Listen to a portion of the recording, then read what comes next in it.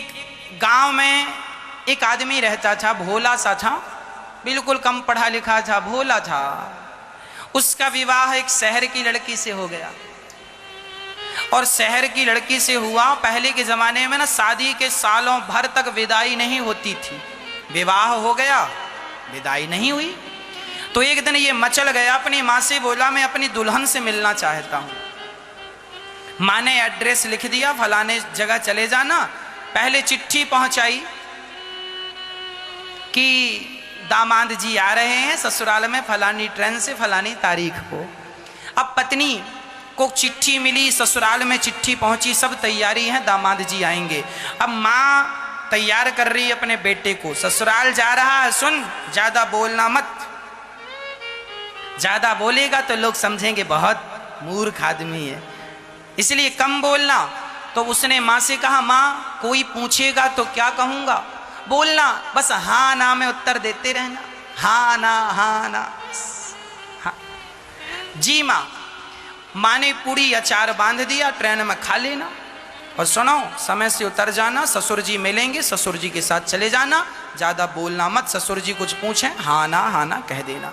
माँ ने कहा था सिंपल बात करना, ज्यादा ना बोलना और पत्नी से ज्यादा मिलना मत, ससुराल में लोग देखेंगे अच्छा नहीं लगेगा। हाँ पत्नी तुम्हारी बड़ी समझदार है। ठीक है माँ। बेटा ट्रेन में बैठा, ससुराल पहुंचा, स्टेशन में उतरा, ससुर जी रिसीव करने आए थे। ससुर जी ने बैग लिया, बैग ससुर जी लेकर दामाद जी को लेकर चले। तो दामाद जी से ससुर जी प्रश्न कर रहे हैं यात्रा अच्छी रही ना? क्यों, कोई तकलीफ थी ट्रेन में, कोई प्रॉब्लम ना? हाँ हाँ। माँ ने यही कहा हाँ और ना में। अब बेचारे को ये भी नहीं पता कि हाँ कहाँ कहना और ना कहाँ कहना, बस माँ ने कहा तो हाँ और ना, तो जहां उसके ना आ जाए सो ना कह दे, जहां हाँ आ जाए तो हाँ कह दे।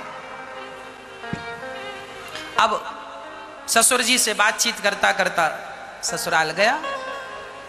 अच्छा माँ ने यह भी कहा है कि नीचे ना बैठ जाना, ससुराल जा रहा जरा ऊंची जगह पर बैठना।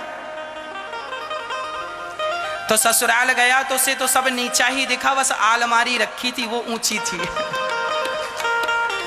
तो वो आलमारी, माँ ने कहा था सबसे ऊपर बैठना, तो आलमारी में जाके बैठा ऊपर।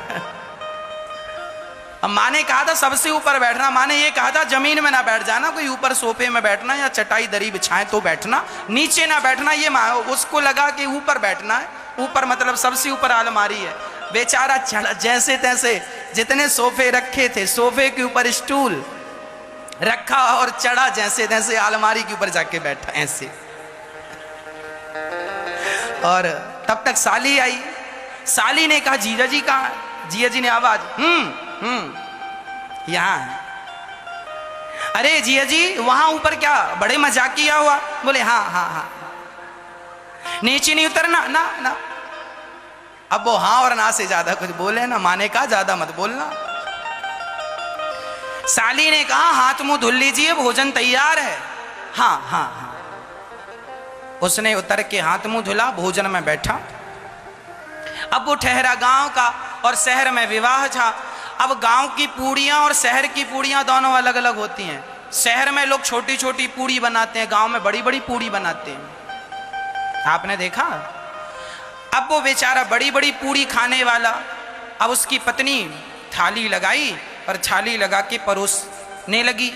उसके थाली में सब्जी अचार सब कुछ था और पूड़ी उसने 4 रखी। तो उसने एक पूड़ी उठाई, साग लगाई और पूरी की पूरी पूड़ी खाने लगा। एक पूड़ी एक बार में खा रहा है। अब पत्नी ने दरवाजे से निकलकर इशारा किया, अब ससुर जी देखें तो वो कुछ बोले ना, साली देखे सो हंसे। अब पत्नी को लगा मेरे पति गलत कर रहे हैं या सबको हंसी आ रही है, तो इशारे से कहा उसको लगा एक नहीं दो कह रही है खाने को। उसने 2 पूड़ी उठाई, साग लगाई और जो खाया मुंह बड़ा ऐसे बड़ा मुंह उसका हो गया। अरे पत्नी ने फिर बोला ना 2 को 4 भागों में डिवाइड करो, 4 बार में खाओ। वो कह रही है, उसको लगा कह रही है पहली बार ससुराल आए हो, शायद यहाँ की रस्म होती हो कि 4 इकट्ठी खाना है। वो उल्टा समझ रहा था, 4 इकट्ठी उठाए, साग लगाए और 4 एक बार में खाए और मुंह उसका समाये ना, पूरे मुंह में पूरी।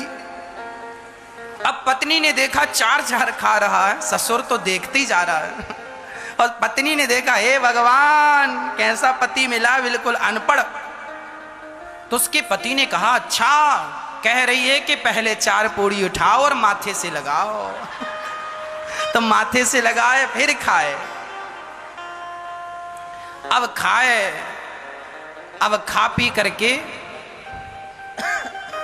उसके ससुर जी बोले चलो जरा घूम के आते हैं। घूमने चले गए तो वहां एक नदी थी।